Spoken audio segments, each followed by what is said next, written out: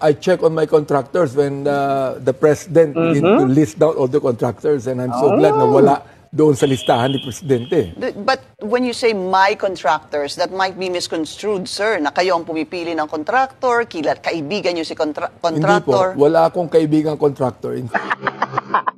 Ayan, yun ang sinasabi ko. Huli ka na, magpapalusot ka pa, ikaw talagang, hilig ka talagang gumawa ng himala, Mr. Abante, no?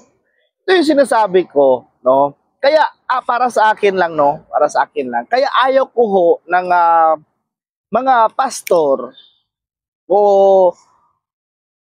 anuman nga nagsisilbi sa Panginoon, no? Hindi ko gustong pumasok yan sila sa politika, no? Kasi yung salita ng Diyos, mapapahiran dahil sa pinaggagawa na. Kasi yung politics, mga kababayan, ano kasi yan eh, no? Kung ano yung gagawin ng administrasyon o ano yung gusto, no, ng nakatataas, yun ang masusunod. Tama man o mali, no? Depende lang yan ho sa namumuno kung yung pamamalakad niya ay tama, di ba? Depende ho yun. Pero kailangan nyo hong sumunod eh. No? So hindi mo kailangan, ay sir, hindi ako pwedeng gagawa niyan kasi pastor ako. Well, di ba? Di nagpastor ka na lang sana, hindi ka na namumulitika, no? Kasi ito eh, practical eh. Di ba? Politika ito eh, no? Kaya hindi ko naman sinasabi lahat ng mga pastor, no, na mga namumulitika ay kagaya nitong si isang himala, no, Bini Abante.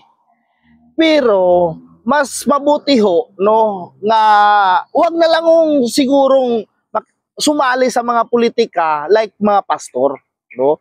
Kasi nababahira na nga hindi magandang imahe yung salita ng Diyos eh. 'Di ba? O nakita mo, huling-huli na, 'di ba? I check my tapos sinabi wala akong kilalang itong sa himala, mga kababayan, 'di ba? Tapos tinitira na yung flood control project ng mga Duterte. Yung pinapakita niya nga picture ay hindi dito sa Davao City yun.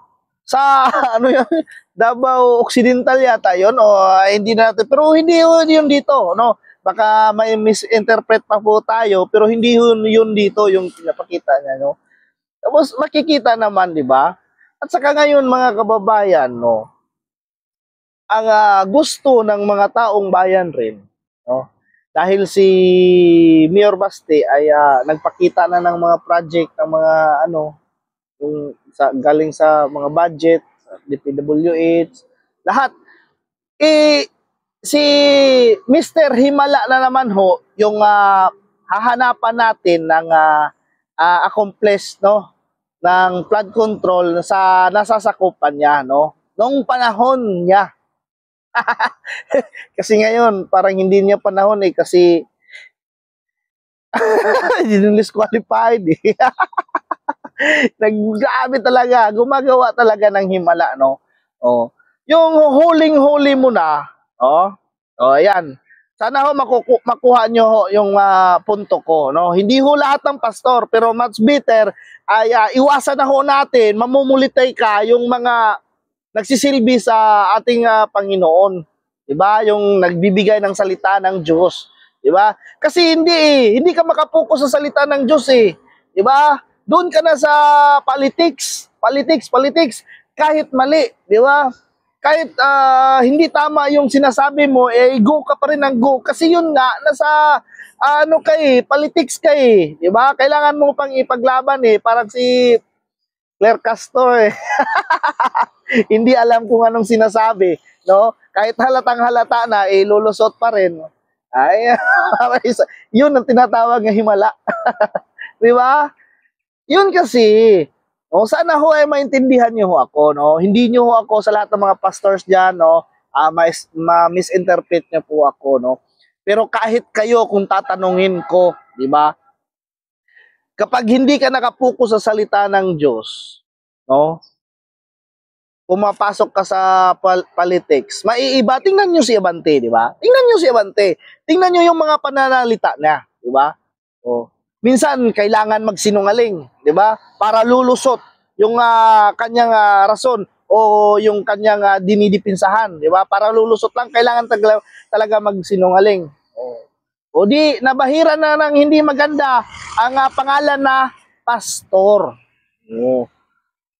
Kaya sinasabi ko, hindi ko matatawag siya na pastor kasi yun nga, parang hindi ho siya nakapokus sa salita ng Diyos, kundi nasa politika ho. Kasi yun nga ay, natalo na nga siya, nanalo pa. Diba?